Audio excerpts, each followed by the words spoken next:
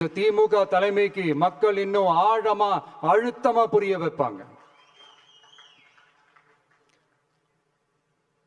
அப்ப கூட இவங்க என்ன பண்ணுவாங்க தெரியும்ல, 5 வருஷத்துக்கு ஒரு வாட்டி பழக்க தோஷத்துல ஒரு அறிக்கை ஒண்ணு வெளியிடுவாங்களே, மக்கள் தீர்ப்புக்கு தலை வணங்குகிறோம்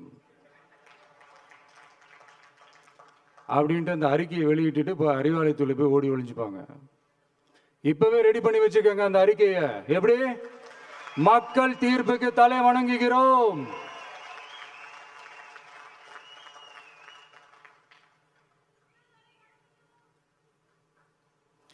நான் போன பொதுக்குழுவில் சொன்னதுதான் இங்க நான் திரும்பவும் சொல்றேன். இயற்கையும் இறைவனும் நம் தமிழக சொந்தங்களின் வடிவில் மாபெரும் மக்கள் சக்தியை நம்ம கூடவே நிற்கும் போது எம் மக்களுக்கான அரசியலை தடுப்பவர் எவர்?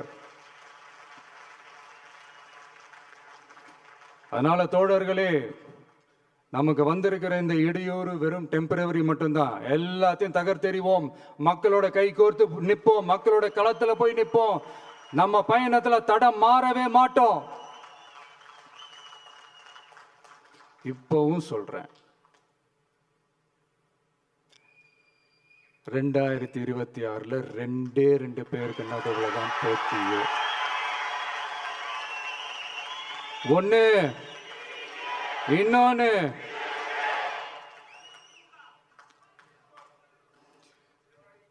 இந்த போட்டி இன்னும் ஸ்ட்ராங்கா மாறப்போகுது. 100% வெற்றி நமக்கு.